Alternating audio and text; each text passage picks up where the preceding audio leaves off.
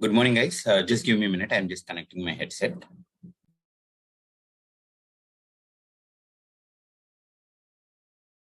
Yeah, I hope you are able to hear me now, everyone.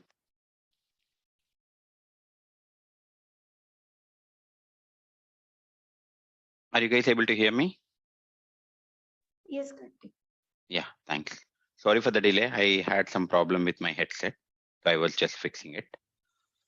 So let's get started. As I mentioned yesterday, so we'll be reviewing the entire course, what we have learned in the last 1 month. I'll be asking the questions, so you guys provide the answers. Okay, let's get started.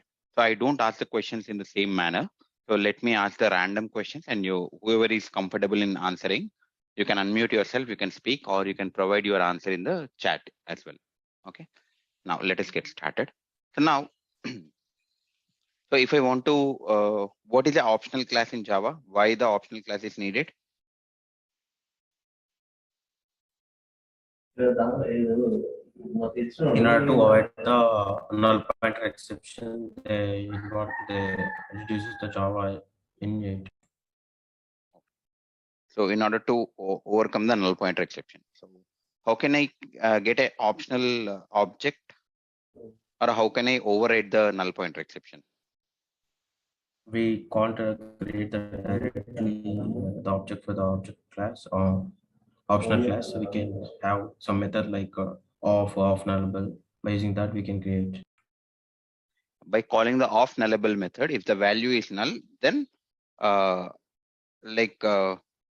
if the value is present, then with that object, by using the get method, we can get the value. If the value is null, then it will be returned as an empty optional object will be created. Okay. Now, what is the difference between a local date time and local time?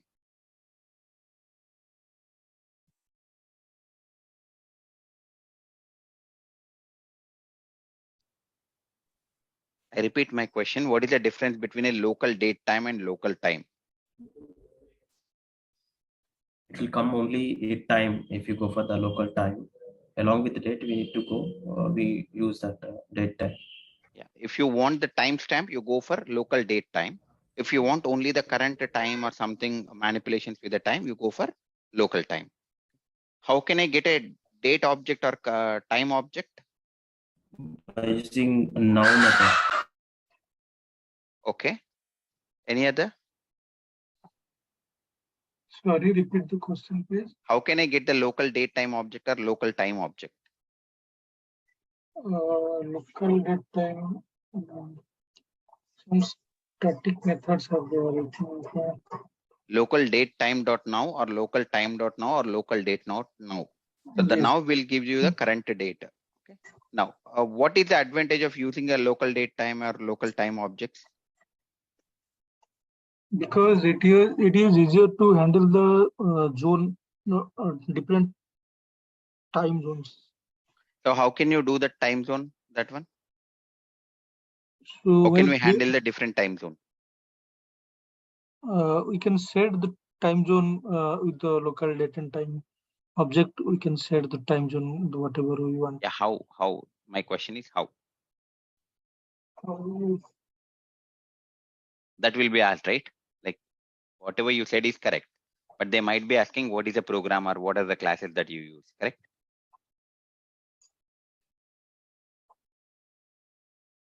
Did I explain that? Yes, yes. So zone to date time, correct? Yeah. So we Zone. don't use a local date object. Local date object or local time object will be used for general getting a date manipulations or conversion of dates to string, something else you will use. So why this java.util.time package is created in Java 8? Because you can work with a zoned dates. That means whenever you're working with application, it is very difficult to convert the IST into CST or IST into some other time zone, or whether some other time zone into IST time zone. So that's the reason the zone to date time class has been created. So zone date time dot now will give you the current time.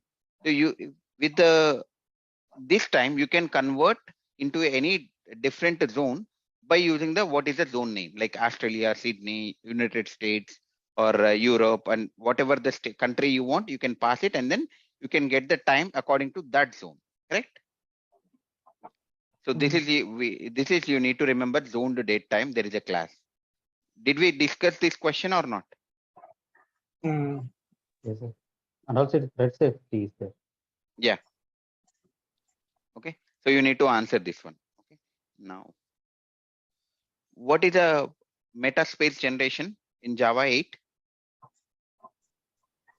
PermGen space was replaced with metaspace. Okay. What was the problem in the PermGen space, and how the problem has overcome in the metaspace generation? Out of memory error was there with PermGen space because it was fixed in nature, whereas this metaspace is very dynamic. Okay. So the PermGen space by default, it occupies 64 MB. Okay. Now, if you want to extend it, there are -XX PermGen space, that command you need to use, and you can extend the memory. But still there is a problem that every time it's a configurable. Once you configure some value, it may go beyond that. Then you get a problem. Now, in order to overcome that, in Java 8, metaspace generation has been introduced. In using the metaspace generation, what happens? There is no limit for that. It automatically grows. So there is no out of memory, PermGen out of memory error. Okay. Now, what is a performance issue in the hash map?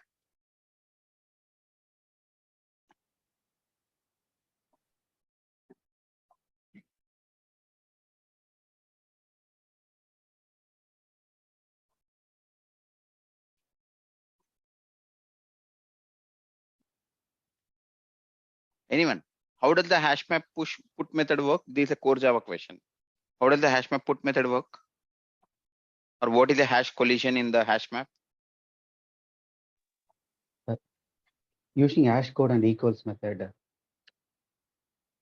Okay. Hash collision means many entries in a same bucket. Yes. So whenever you are trying to insert a data into the hash map, you will call the put method. So the put method, the internal implementation for a put method is, first it will calculate the hash code for the given key, and then it will find out what is the index. At that index, it will create a node object and it will insert the data. But sometimes if you give some other key also, the same index might come. So that problem is referred as collision.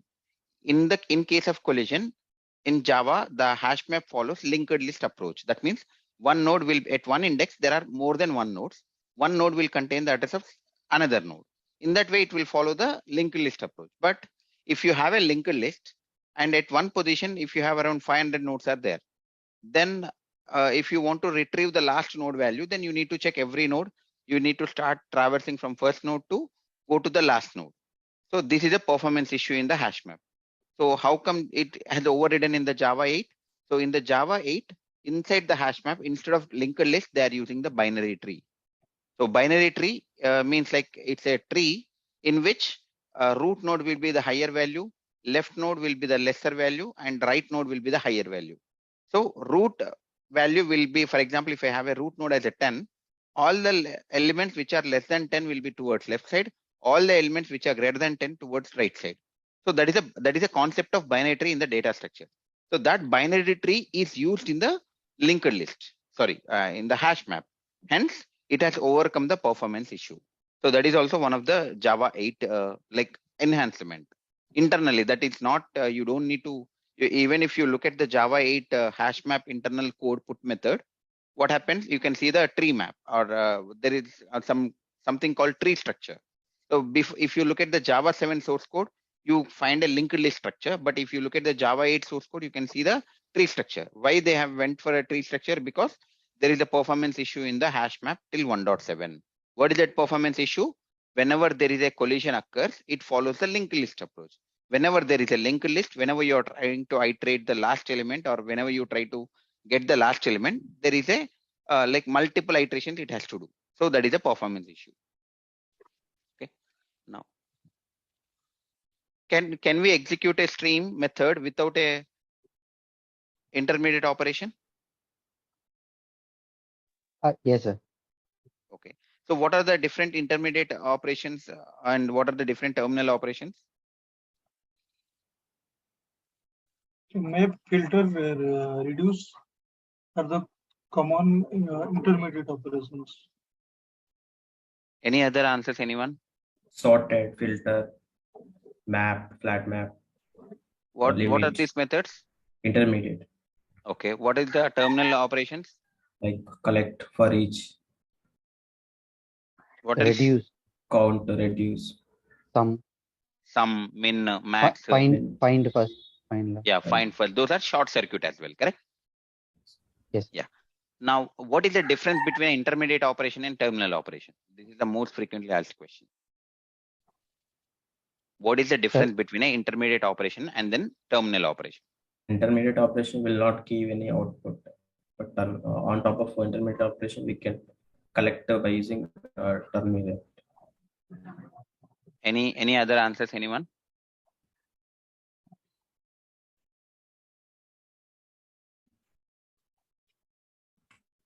Intermediate operations, they return a stream object. Yeah. So it returns a pipeline. So intermediate operation does not provide the output. Okay. Intermediate operation will provide the output only when terminal operation is invoked on it, correct?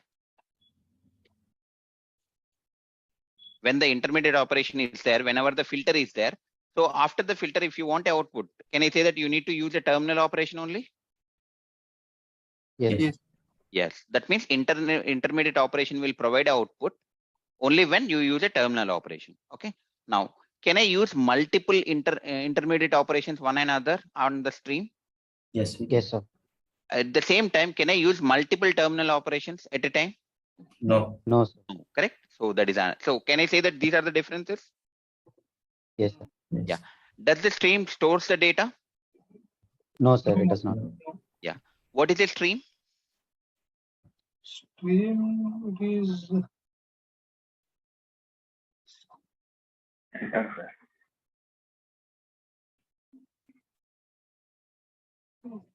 Yes, we have discussed for 1 month and you are not able to answer basic question. What is a stream? Stream is an interface. Perform operations on collections. Collection, yes. Stream is an interface in Java and which is present in the java.util.stream package, and it is used to perform the operations on collection interface. Okay. Now, so is the stream stores the data? No, it is not a data structure. It is used to perform the operations on a stream. Now, if I have an array, how can I get a stream from the array? Array Stream dot off or array dot stream. Yeah, stream.off, and you need to pass the array or arrays.stream method. Okay. If I have a collection object, how can I get the stream? Collection dot stream, object dot stream. Top of that. So if I want to get a second minimum salary or second second highest salary or second highest value from the array, how can I do? List stream. On top of that one, we need to perform sorted in that comparator or comparator we need to pass. After that, limit. After that, limit to 2 and get limit to 2. After that, skip 1, second highest limit. So others, anyone can try the answer. I am saying that write a program to get the second highest salary or second highest number from the given array. Let me write this one here. stream dot. Okay.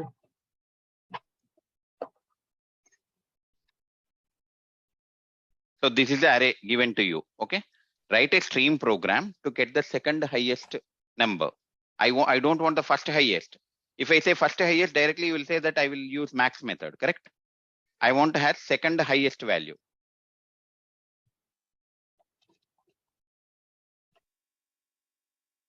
Anyone can try?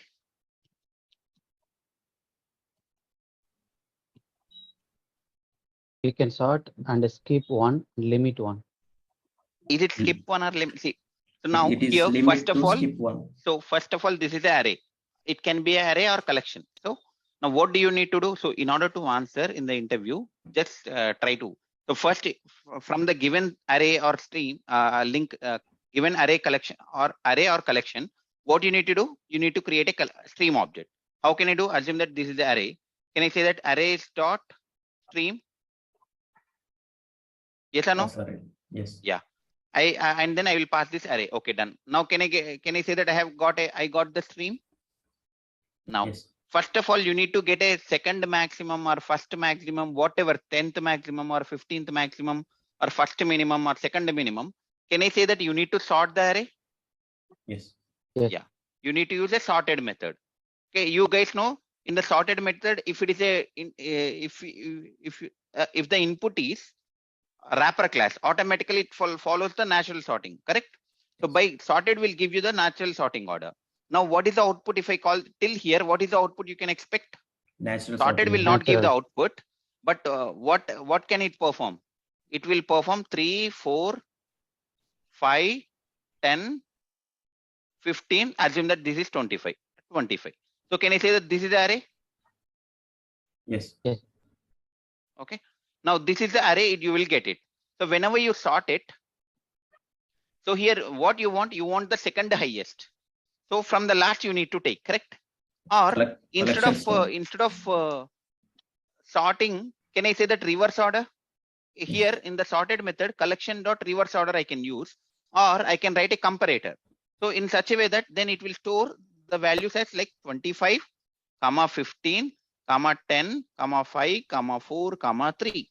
So if I use the reverse order, can I say that I got the, so I now using the sorted method, I have written collection dot reverse order. Then I will get the array like this. Yes or no? This one, second one. Yes. Yes. Others, Descending order. are you agree with me? Yes, sir. Now, once you get the array, now what you need to do? You need the second highest. Can I say that second highest means you need to display this value? Yes. Okay. Now, whenever you want to display this one, you can ignore all of this. So can I say that in this output, so from this sorted method, what is the output you are, how many elements it will came? Around 6 elements. That means length of the array is 6, but you don't want all this. So can I say that if you limit the output to 2, limit 2, what is the output? Can someone tell me? If I on top of this collection dot arrays dot stream dot sorted, in the sorted I am giving collection dot reverse order, and then I am performing limit of 2. What is the output? Can someone tell me? 25, 15. 25, 15, correct? Others, everyone agree till here? Correct, sir. Okay. Now, what is that I want? Second highest. That means, can I say that I have to skip this one? Yes, sir. So limit means whatever the number that you mentioned till that from 0th position to that position, it will limit. So 2 means here it will limit. Okay. So till 1, 2, this till 15, it will limit. After that, I want to skip the first one.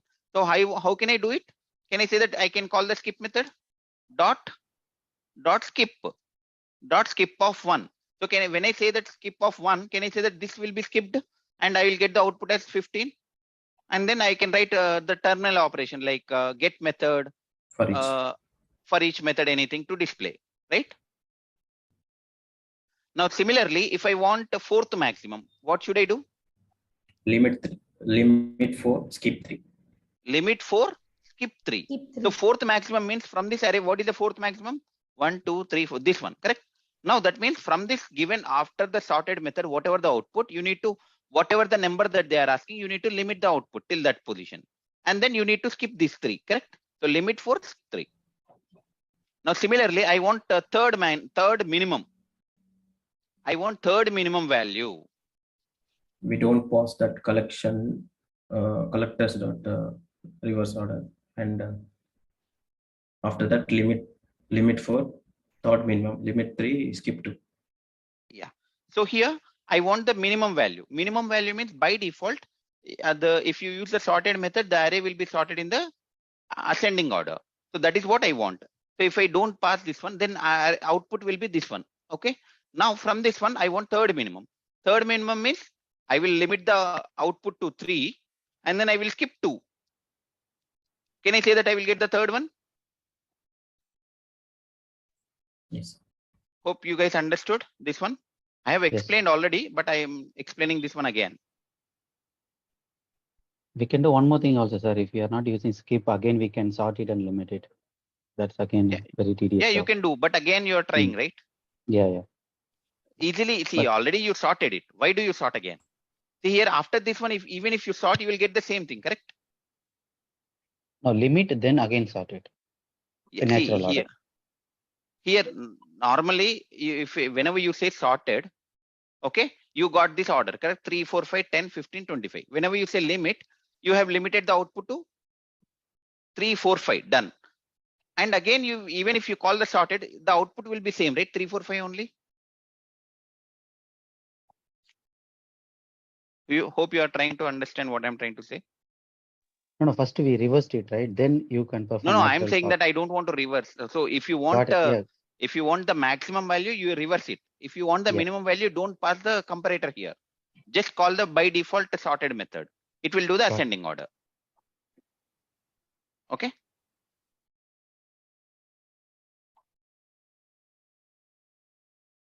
Guys, this is very important. This one will be asked for sure.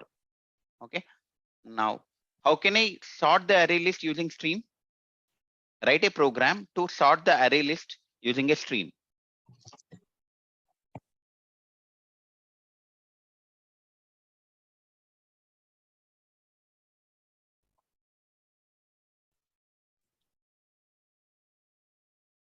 Guys, are you able to hear me? Yes, sir. Write a program to sort the array list using Same, sir. the same in the sense array list I'm talking. With user defined, you're saying, sir? Yeah, see, I have an array list called L. Okay. I want you to write a program to sort the array list using stream. Array list name, object name is L. What should I write the code? In that array list, we have a user defined or is Yeah, there we any have wrapper? a user defined. User defined. For example, department. Then I want to sort it by the department ID. L dot stream dot stream map. Okay. Then get the ID. Then again sort. L dot stream dot map. From in the map, what do you do? Get the ID. P dot get ID. Yeah. Okay. You will get a department ID. Okay. Then after that, Dot sorted. Sorted. Already integer implements, I think, comparator. yeah, sorted. Okay. Okay. Now, Yeah. fine. That's I fine. think The Karthik, collector. we can use reduce also, right? L dot stream dot. Reduce will, I'm not asking you to get a reduce method if you use. It will reduce method will give you what some one number only, right? It will reduce the output. Whenever you use the reduce method, either you will get a min value, max value, summation, etc. But my question is write a program to sort the array list. Okay. Okay. So whenever you want to sort, there are two things. The array list can contain the user defined object or the array list can contain the like any Wrapper class. wrapper class. Whenever you have a wrapper class, can you say that it is simple? L dot stream dot sorted. Sorted. Okay. Now, if you have a user defined class, that means what I said in this array list, L is containing a department. That means, can I say that it is a wrapper class or user defined? User defined. So that means in the department, what do you want to sort? How do you want to sort? Correct? Do you want to sort by the department ID or department name? How you want to sort? Correct? Now, so when I say L dot stream, it is containing the department object at each position. It is containing the department. So what using the map method, what I'm doing, I'm passing the department and getting the department ID. And then on top of that, I'm calling the sorted method. If they want department name, then also you can do the same thing. Correct? Now, how can I get a average salary of an employee? Write a stream program to get an average salary of an employee. Summarizing int we need to take L dot stream dot Okay, collectors L dot dot stream collect dot collectors dot collect dot summarizing it. collectors dot Collect dot summarizing int. So what this method will return? Summarizing int object, correct? Yes. So if it is a double value, then summarizing double. Okay. Now from this summarizing value, you can call get average, correct? Then you will get the average value. Get min value means you will get the get minimum value. Get max means you will get the max value, correct? Yes. So what else? With reduce also we can reduce. Yeah, we can with the reduce we can write a comparator and then we can get that value. Return type When should be int summary statistics, right? Yes. I mean, like int summary statistics. If it is a double, then double summary statistics. That means it is returning a object of that summarizing int class. Okay. Now in this one summarizing int, you will have minimum value, maximum value, average value, total number of elements. So if your the variable is double, then do you go for a int summary statistics or double summary statistic? Double summary. Yeah, it depends on whatever you need it. Okay. Now, so can we override the static method of a Java 8 interface? No. Okay, why?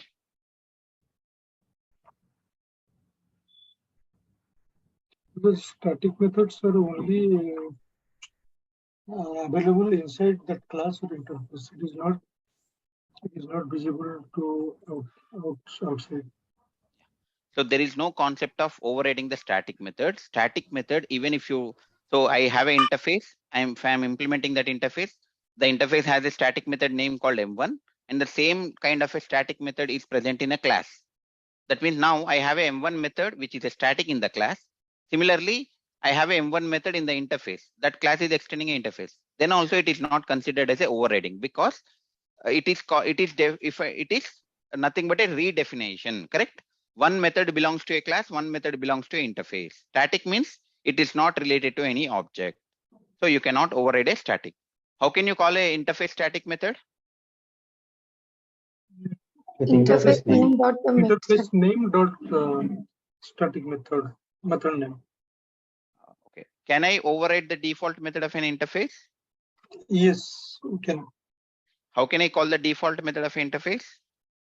Interface name dot super dot default method name. Yeah. So now let us take one example. I have an interface called I1.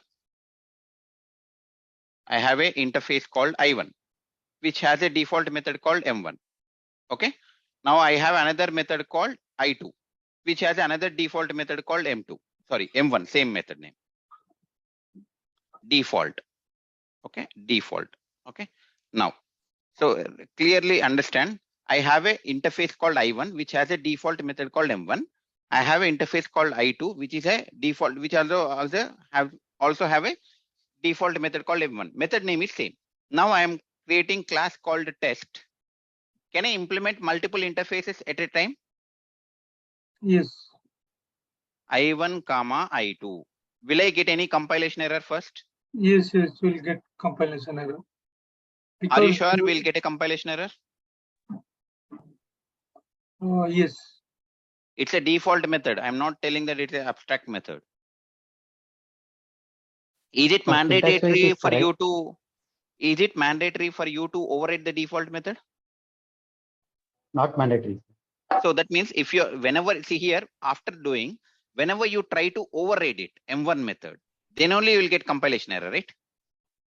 If you don't override, how can you call the M1 interface default method? You can say that I1 dot super dot M1, correct? And how to call the interface to I2 dot super dot M2? Hope you are trying to understand what I am trying to say. Yes. Okay. So, so now assume that you don't have the Java 8. Java 8 you do not know. Okay. Now without Java 8, can you write a default method in an interface? No. Assume that we are till Java 7 only. This M1 is abstract method. Here also M1 abstract method. If you try to implement I1, I2, will you get a compilation error? Yes. Why? Because these two method names are same. So Method names are same, but you do not know, the compiler is not knowing whether you are overriding the I1 interface M1 method or I2 interface M1 method, correct? So it has an ambiguity. But from Java 8, so I'm saying that I'm not talking about an abstract method. I'm talking about a default method. Whenever you have a default method in I1 interface and whenever you have a default method in I2 interface, same method. Now a class is trying to implement these two. So when you try to override the default method, it can find the ambiguity, correct? Now I'm saying that I don't want to override it, but can I call the individual interface default method? Yes. How? Interface name dot super dot M1, interface name dot super dot M2. So this is also one of the practical questions that can be asked. Okay. Just try this one, right? So at home, I request you guys to just create two interfaces, default methods, and try to implement it and see whether are you getting a compilation error without overriding it, and with overriding will you get a compilation error. Okay. Now, can I extend a functional interface?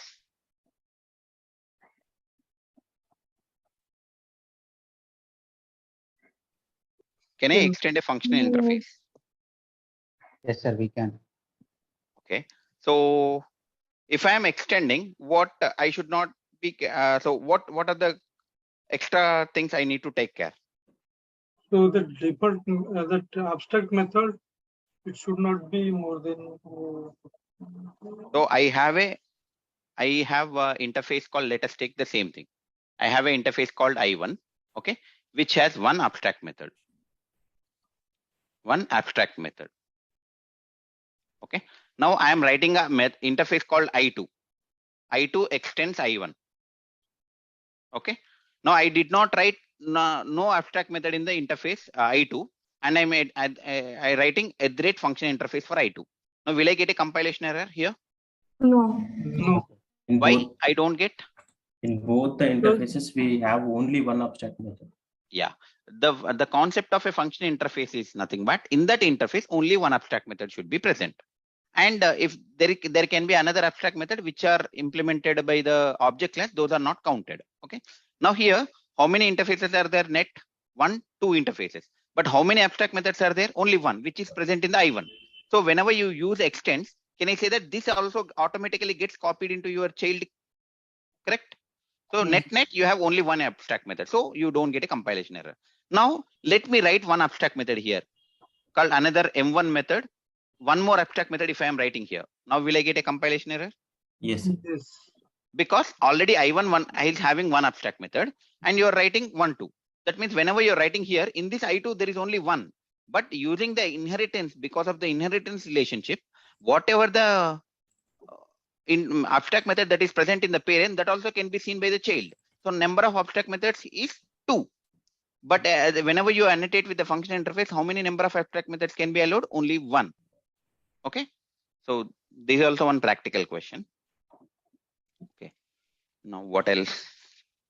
We have completed sort, min, max, and if someone is asking you about the sum of a salary or average salary, min salary, max salary, then you have the different ways to answer it. Okay. You can use the reduce method, or you can use a min method, max method, sum method, or if you are using a summarizing int, then you will get all together: average, sum, min, max. Okay. It depends on the situation, you can use it.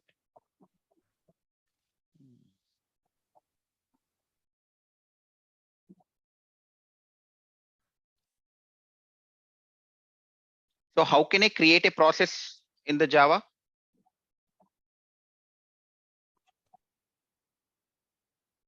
How can I create a process in Java? Or how can I kill the process in Java? Process builder, process handler. Yeah. So this is Java 9 question, guys. Wantedly, I did not tell you that I'm asking the Java 9 questions, because in the interview, they don't say that I'm asking the Java 9 questions or I'm asking the Spring Boot questions, right? Just like that, they will ask the question and you need to answer it, right? So in order to create a process, you need to call the process builder, followed by what does the process builder will take? Process ID. It will take process ID. I'm talking about a process builder.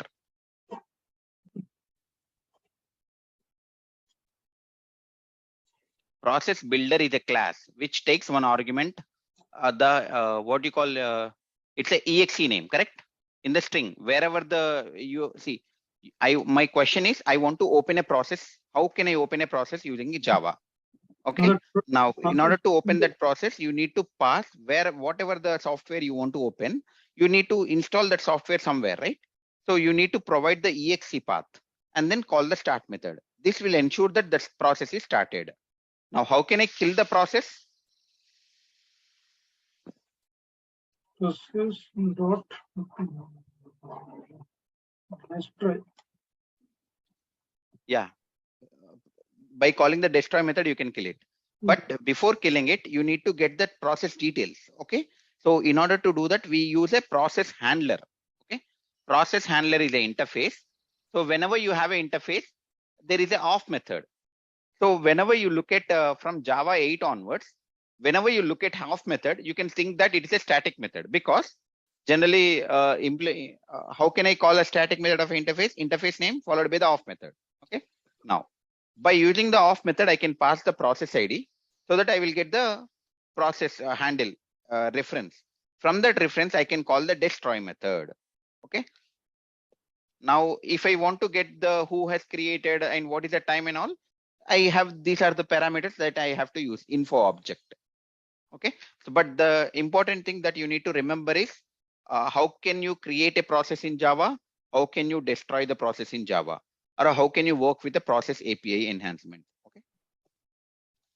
What is a module in Java?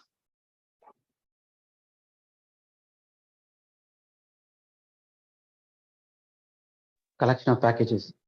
Yeah. Guys, that's the reason, like, you know what is a module, how to create a module and all. But when someone is asking about a question, you are not able to answer other side.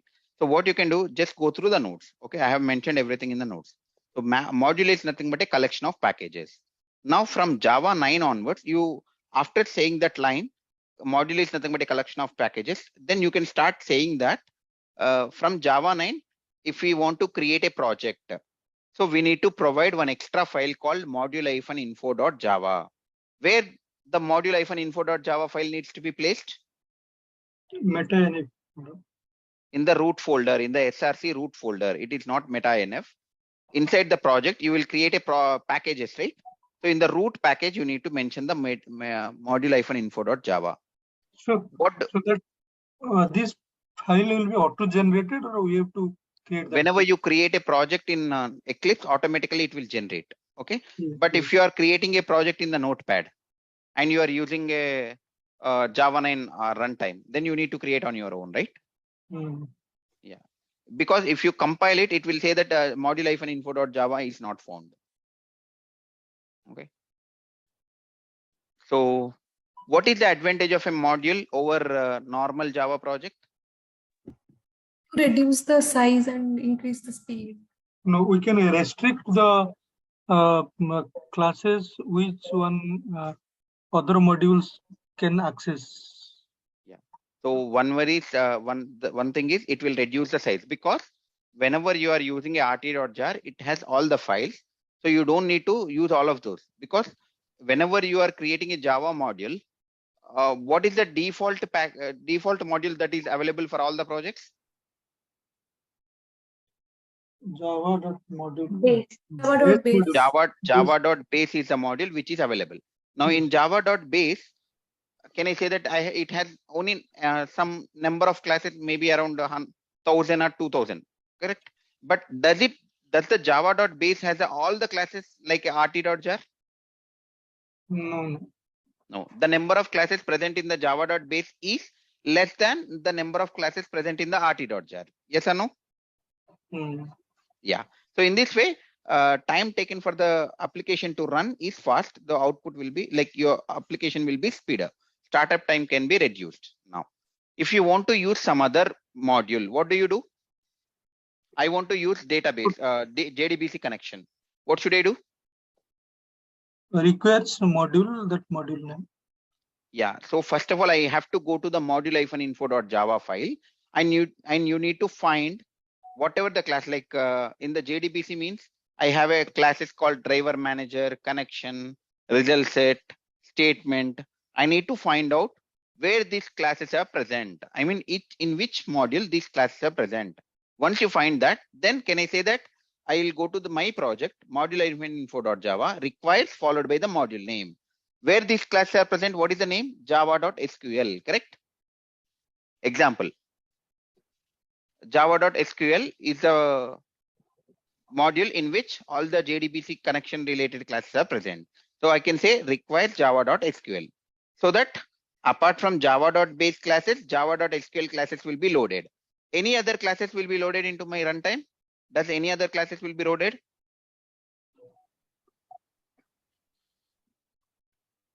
So I repeat my question.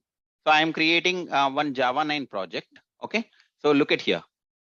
So in this one, if I am mentioning requires java.sql. Whenever I mention this one, what are the classes will be loaded into my this project or runtime at runtime? Base and Java SQL classes. Yeah. That means all the classes under the java.base will be loaded and all the classes which are present under java.sql will be loaded. Will it load any other classes which are present in some other modules? No, correct? That's how it is restricting the size of a jar, right? So here we have some other modules called java.compiler, java.data transfer, java.desktop, java.logging. Will it load the classes present under these modules? Yes, no. No. That's the reason whenever you try to use this one, see, let me create, there is a class called java.util.logging. So if I use this class name, I will get a compilation error because it is not yet loaded. So that's the reason how, that is how it will reduce the size. Okay. Now, whichever the module you want, you need to use a requires command. Okay. Now I want to export my, so can I create a module without a package? No, sir. No. So at least one package is needed, right? Now I have two packages. So in this project, let us look at this project. In this project, I have two packages. Assume that, let me take something else. Okay. Now here in this Java 9 future, this is a project. In this project, how many packages I have?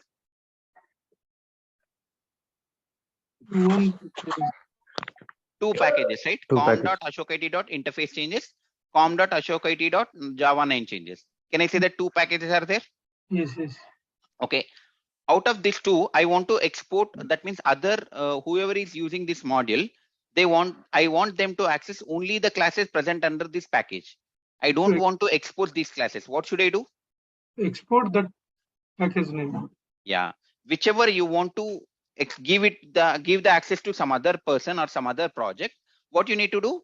You need to use a command called export followed by followed by the package name, exports followed by package name.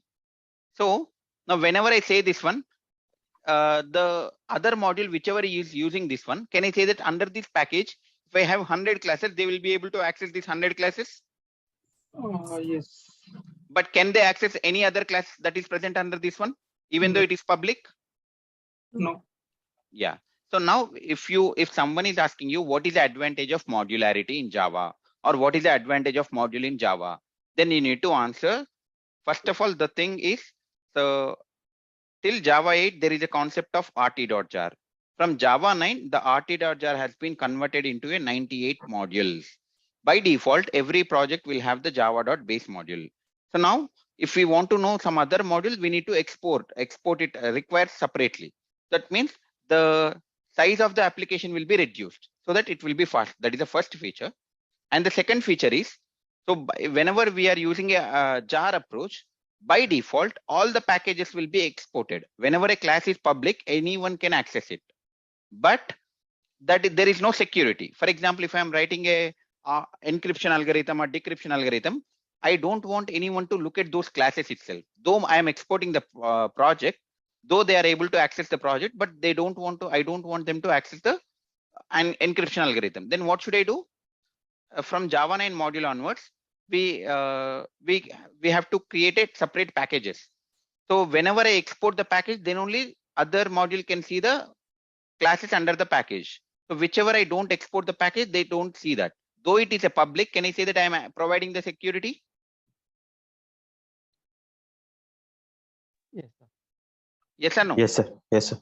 So you need to say that that's the first one is size and then speed. The second approach is security. And the third one, you can say that from Java 9 onwards, whenever you say public, is it public by default or public to the module, public to the project only?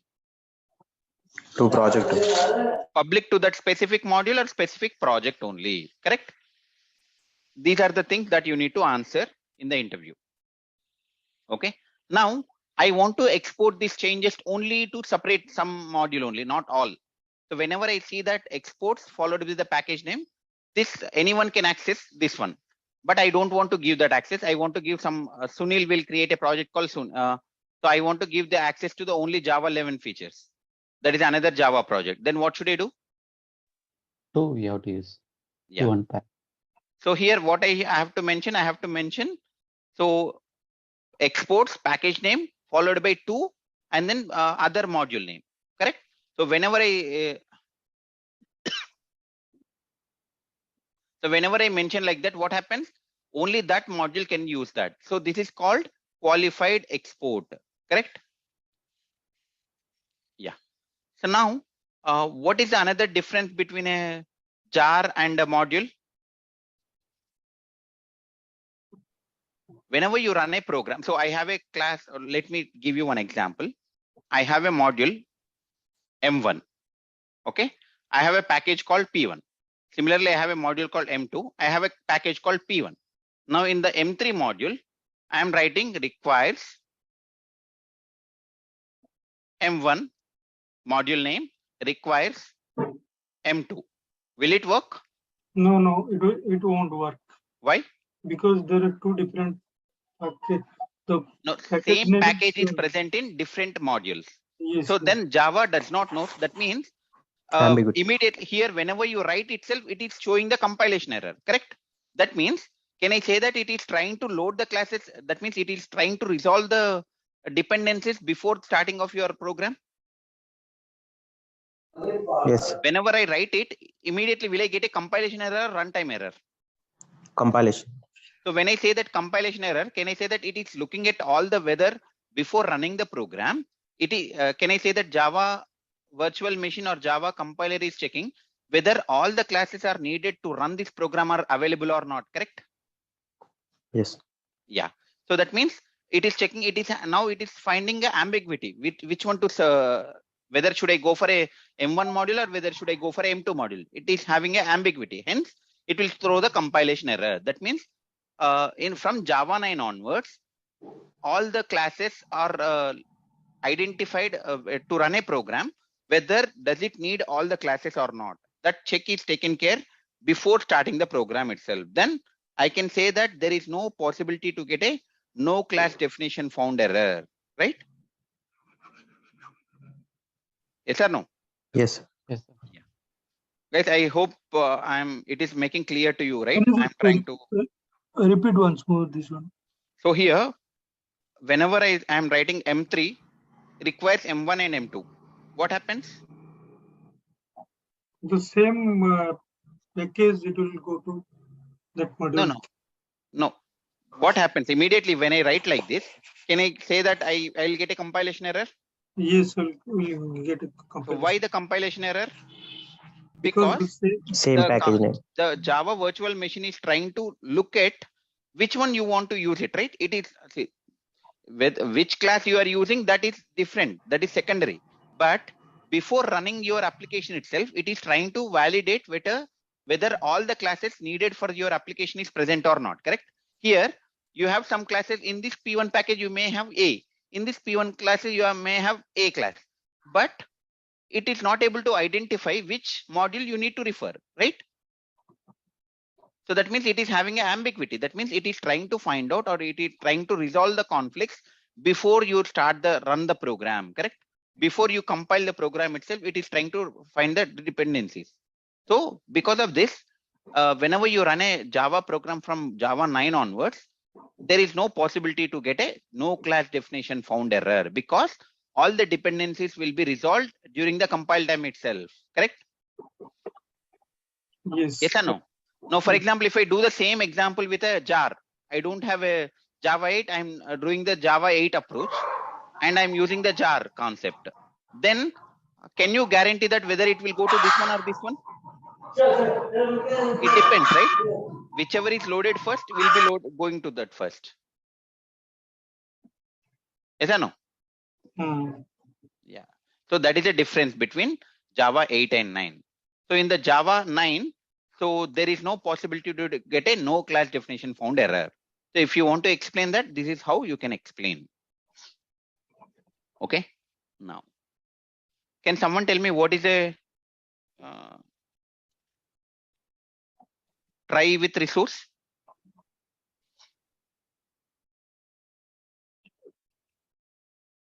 With this feature, we need not release the resource after using that one inside that final block. It will be automatically closed when that resource will be utilized. So after Any other answers? Anyone? So, all the Both the results. resource would be implementing auto-closable interface, then only we can do. Yeah. So the same thing is already available in Java 7 itself. But what is the change performed in Java 9? And now Inside inside that, Yeah, one person, go ahead.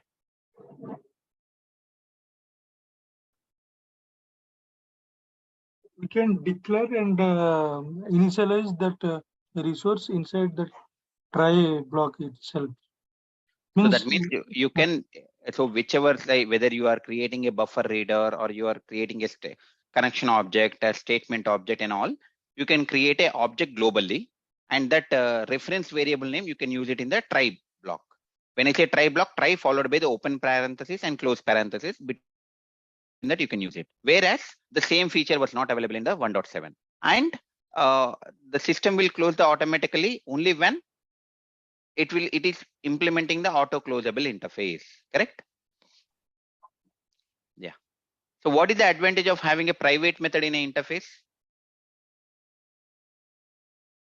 code reusability. We can reuse the code. Why can't we reuse with a default method of an interface? Now default method, it is visible to the outside now. So What is the problem with the visibility? someone can Change the code. Yeah. So that means the default method can be overridden. Whenever you're overriding, whatever, see, it is providing the reusability, but reusability means whatever your logic you have written, it should reuse it. But whenever you have a flexibility to override it, if someone is overriding it, then it will be bypassing your code, right? So that's the reason the private methods will provide the code reusability. Hence, private methods are used in the, what do you call, Java 9. Yeah, Java 9 interface. Okay. Now, what is the advantage of static methods in the interface?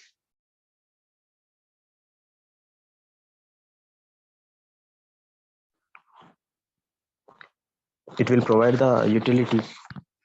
Yeah. And one more example I have given. So in order to write a utility methods, you can use, what is the example one? Sort.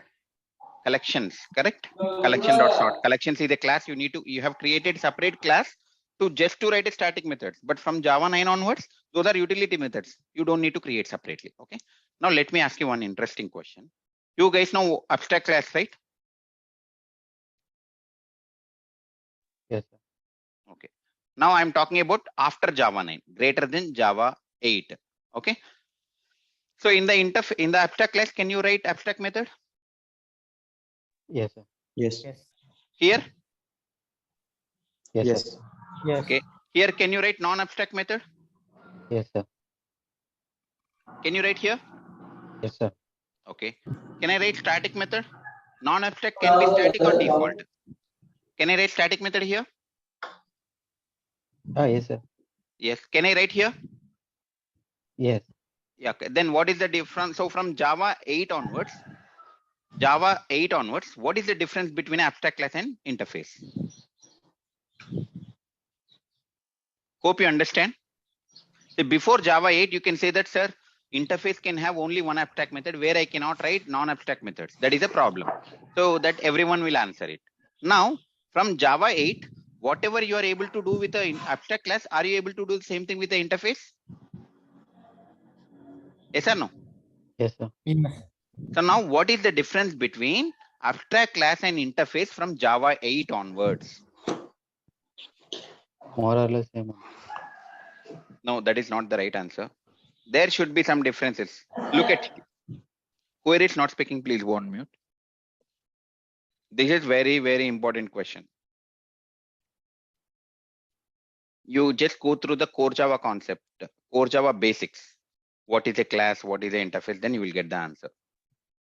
We can extend only one abstract class, whereas interface we can extend. Okay, that means you can say that you can implement the multiple, you cannot implement multiple inheritance when you have abstract class, but you can implement multiple inheritance using a interface. Yes, that is correct. And apart from that, And we one can more have important. functional interface.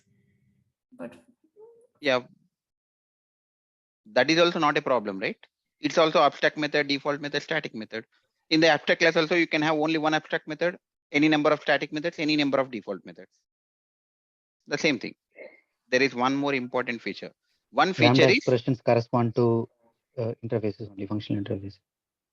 okay, that's the extra functional feature you are getting. Okay, what else? You can write, so for this function interface, you can write a Lambda expression. Whereas for abstract class, you cannot write a Lambda expression. That is good. Next. Can I write here? Multiple inheritance is not possible. Possible with abstract class. Okay, it is possible with a interface. Okay, lambda lambda can be written. Lambda can be written for interface, functional interface. Whereas for abstract class, you cannot write these two. Now, what else? Just think about what does the class will have. Whenever you create a class, what happens? object will be created. So object, when the object is getting created, what happens? Memory is allocated for this. Before, memory. yeah, after memory, what will be called? Constructor. Yeah. So can I say that here? Now, what is a variable? Can you modify the value of a variable that is declared inside an interface? No, it is public No, static no. final. So that means the variables that are declared in the interface are final. Can you modify it? Let me create. I have an interface called I1. I have a int I. Can I declare like this? Without initializing the value, can I declare a variable in the interface? No, sir. Quickly write the program. Okay. Guys, you are able to understand what I am trying to say? Yes. Okay. Now let me quickly create a interface.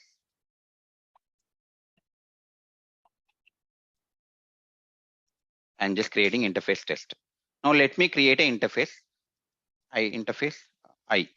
So am I able to create a value without initialization in an interface? It doesn't matter whether it's a Java 9, Java 7, doesn't matter about the version. So in interface, you cannot declare a variable without providing the value, correct? Now, can I say that I have to declare the value? Done. Now, can I modify this value? No. No. Because the variables, you cannot modify this value because the variables declared in the interface are public static final. Look at here.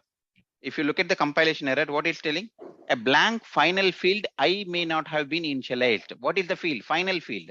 So it is, so that means you cannot create a variable in the interface without initializing it. You need to initialize this. Done. So once it is initialized, a final variable is initialized. Can you modify the value? No. No. Can you modify the final variable value? No. That means, okay, now let me create one class here. whoever is not speaking, please go on mute. Interface class. Okay. I'm just creating a class. Now, let me create a implements interface test. Okay. Now let me create a main method and create a object. Okay. Now here, let me, for this class, let me create 10 objects. I equal to new. How many objects I am creating as of now? 2 objects. Okay. Now let me do sys out. So let me take T1. Let me take T2. Now T1, T2 are 2 objects. Agree? Now T1 dot I. What is the value? It will be printing 50. T2 dot I. What is the output? Same. That means it irrespective of object, can I say that the value is final? Yes. Even if you create 100 objects, can I say that I value can it be modified? I value? No. No. Okay. Now, if I am trying to modify the value, yeah, guys, whoever is not speaking, please go on mute. T1 dot I equal to I wanted to change it to 70. Is it possible for me? I'm getting a compilation error because why? A final variable which is a final variable value cannot be reassigned, correct? So that means in an interface you can have a final variables, correct? And can you, out of that, if you create 100 objects and you try to access the same interface variable, can you get a different value? Guys, It's static. yeah, whatever it, whether it's a static or not, you cannot change the value. Agree? Even if I create 100 objects of this class, still I will be able to get only one value, which is declared value. Am I able to modify it? No. Now let us look at, so for a class, whether it's an abstract class or a normal class, for abstract class, can you have a constructor? Yes. Yes. Okay. Now in a class, can you declare a final variable without initialization? No. Yes, yes, sir. Provided I can create. Yes. In constructor, we can have to create assign. int z. This dot z equal to z. So am I able to see in this line number 4? Am I creating a final variable? Yes. Am I providing any initialization value? Can someone tell me what is the No. value of this z? 0. Can you tell me? 0. Yeah, it is by default it is 0. But am I initializing any value? No, right? No. When it is getting initialized? Object Whenever creation. you create a object, correct? Now, for example, here I am passing the value as 5 and here I am passing the value as 10. Now, can I say that though it is a final variable, can I say that your T1 dot, so here let me do this out. T1 dot Z and T2 dot Z. What will be the values? Can someone tell me?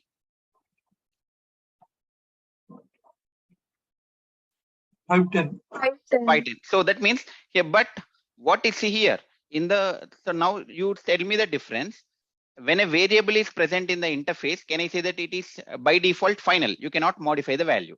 But when a variable is final in the class, are you able to modify the value? That means once you that so here the concept is a variable that is like not initialized during the declaration is called blank final variable. Okay, you look at the in the core Java, you get one question called what is a blank final variable? A final variable which is not initialized during the declaration is called as a blank final variable. A final variable in the class can be initialized through the constructor. So whenever you are having a final variable, can I say that? So through this T1, whenever you create a object T1, you are passing value. So that means in the T1, the memory gets in the heap memory. Can I say that T1 will occupy the memory and T2 will occupy the memory? Now, what is the value of T1? Here it is 5, here it is 10. After that, can you modify it? No, correct? Now, can I say that whenever you have an abstract class, it is working on the state of an object, correct? Based on the object, based on the object creation, whatever the values you passed, your final variable is holding that values or not? Yes or no? Yes. So that means so whenever you have the third difference is the abstract class is working on a state of an object. Abstract class works on the state of an object. When I say state, that means this one. So though it is a final, are you only one value is there? No. Object, through one object, you are able to give the final value as 5. For another object, you are able to give 10. If I am creating another object, can I pass 100? Yes. That means though it's a final variable, object specific final values you are able to do. Once you have declared, can you modify it? Now, if No. if I t1.z equal to 25, can I modify it? No. No. Final variable cannot be modified, but can I say what is the difference you can see? In the interface, if you have a variable, it doesn't matter what object you are accessing, correct? You are getting 50 only, correct? Whether T1 you access, T2 you access, you will get 50 only. That means it does not hold a state. But when it comes to the abstract class, so what happens? Abstract class also can have a constructor, or normal class also can have a constructor, and you can create a final variable where that final variable will be declared inside the constructor. Now, by using line number 16 and 17, what is the output I will get? 5, 10. Let us look at it. So that means in the abstract C, look at here. So that means, so now here, based on the object, my value is getting changed or not. Though Z is a final variable, but still it is holding the different value for different object. Now, can I say that it is depending on an object? Yes. So that means the abstract class works on the state of an object, whereas interface does not have a state. Interface does not have a state. So this is very important feature or very important difference between an abstract class and an interface. This question also will be asked for sure. Now they will say that you can create abstract method, non-abstract methods in the abstract class. Same you can do with the interface also. Okay, then what is the difference? The first difference you can say multiple inheritance is not possible with the abstract class because only one class you can extend. Multiple inheritance is possible with an interface. The second one, you can write a lambda expansion for an interface, whereas for a class you cannot write. There is no functionality. Okay. Now the third difference is abstract class will work on the state of an object, whereas interface does not work on the state of an object. So this is one important question, guys. Hope you understand. Very clear, sir. Others, everyone understood or not? Yes, sir. Sir, one fundamental question it is asked everywhere that where to use abstract class and where to use interface. Yeah, when you have it, see that one. So when you have only the, what you call, this one, when you want to work with the state of an object, you can go for abstract class. Okay, when you want to declare only, see for example, if you are creating a bank, so in the bank, if you say that I have to have, based on the location, I have to have a different minimum balance, then it is working on a state of an object, right? Based on the location. So you need to go for abstract class. So if you want to have a static behavior, then you can go for interface. And whenever, so see these things you need to like when, so you have to tell him that. So from the Java 8 onwards, these are the things I can do. So now my decision of whether to go for abstract class or whether to go for interface depends on these differences. If I want to you write a lambda, then I will go for an interface only, correct? If I want to work on a state of an object, I will go for abstract class. If I want to go for a multiple inheritance, then I'll go for an interface. So you tell these differences, and based on these differences, you can take a decision, right? Okay. Because whenever the decision depends on your requirement only, right? Whether you want to write a lambda, whether you want to write a inheritance or not, correct? Yeah. If you want to have a tight coupling, you go for an interface. Let's I have no with the interface you have a tight coupling, correct?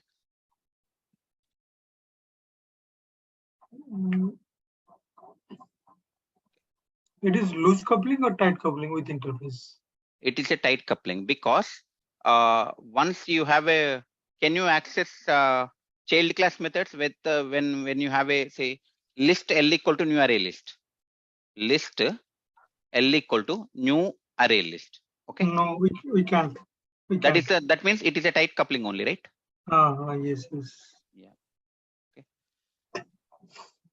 I hope Swati, Sunil, Srivalli, Sanjay, hope this is understood, the difference between abstract class and interface. Very, very important question. Looks very basic, but the third difference I told, right, works on a state of an object where the interface does not have a state. That is very important. You can explain with a program if someone is asking. Okay, you need to remember the word abstract class works on the state of an object, whereas interface does not work on a state of an object. If you refer to any book or something, that is only the wording mentioned. Okay, so I hope we have Java 11. There is nothing much. Only the string methods and then files methods are there, and we can compile the program. We can execute a program without compilation using Java followed by class name.java. Okay. Anything else, guys? Any questions? Yeah, tomorrow will be the last day of the class. If you have any questions, you please ask me so that I can explain it. And if no question, that's all for today. So I'll be starting Java, core Java, and then the data structure from 2nd November onwards. I hope you guys have seen the poster, right? Yes. Yes, sir. Yeah. So if any of your friends are interested for the data structures and all, so you can refer them, and core Java also I'm starting on 2nd November. You can refer them as well. Again, same, you will have the demo classes, same structure, like I explain the way, same programmatic approach, and I'll show you the source code as well. And in the, even for the data structures also, what we do is I'm thinking every Saturday we will solve some of the HackerRank questions based on the topic that we completed. Okay, maybe after 2 weeks or 3 weeks we will start, because till 2 weeks or 3 weeks we'll be discussing more depth details of a collection framework. So what is a concurrent modification exception? What is a concurrent hash map? What is a copy and write array list? How does the concurrent hash modification exception will come, etc. Those things we will discuss. And then internal implementation of array list, hash map. How can I create a custom collection? All of those things. Once that is done, we'll slowly get on to the linked list, hash map, trees, graph, dynamic programming, sorting, searching. So we'll solve some of the HackerRank questions as well during the course. I think like based on the explanation, based on the coding, and then we'll try directly open the HackerRank, and I'll share the screen and we'll write the code in the HackerRank and submit the code and see how many test cases are passed or failed, etc. Okay. Now, and when it comes to the core Java, all the core Java concepts will be taught, and I'm trying to so there are some OCJP certification is there, right? I'm not going to explain the complete certification, but we'll open the OCJP question paper and we'll try to solve some of the questions like every week or something. We'll keep one day like Thursday or Friday or Saturday. We'll try to solve, we'll allocate some 30 minutes or 45 minutes to that solving the question paper of OCJP so that your programmatic skills will improve. So that is what we are going to do in the data structures in core Java, which is going to start in 2nd November. So if you are interested, you can join the demo classes. And if any of your friends are interested, I request you please to refer them. Okay. Any questions? Are you guys interested to any of those? Anyone? Yes, sir. Sir, but 7:30 time is not possible. We have other class for data structures. Okay. What is the other class that you have? Spring Boot in the morning, 7 to 8. Okay, fine. You can get the recordings as well, and it depends on you. Like just see your feasibility. You can listen to the recordings also if you require. Okay. Because I cannot change the Spring Boot timing. Yes, sir. Next step, like when it will start after this one. It will. What is the duration, sir? The data structure. It would be by January, so it will be 2 to 2.5 months. If I start Okay. first week of November, maybe by 15th January, we'll complete it. Okay. Yeah. If no question, that's all for today, guys. Thank you all. Thanks for joining. Have a nice day. And tomorrow will be the last day. If you have any questions, please bring those questions to me. And not only tomorrow, after the course is completed as well. And whenever you go for any interview and whenever you get any question, you can put it in the Telegram group. Based on my availability, I'll try to provide the answer. Okay. Thank you, guys. Thanks a lot. Yeah. Have a nice day.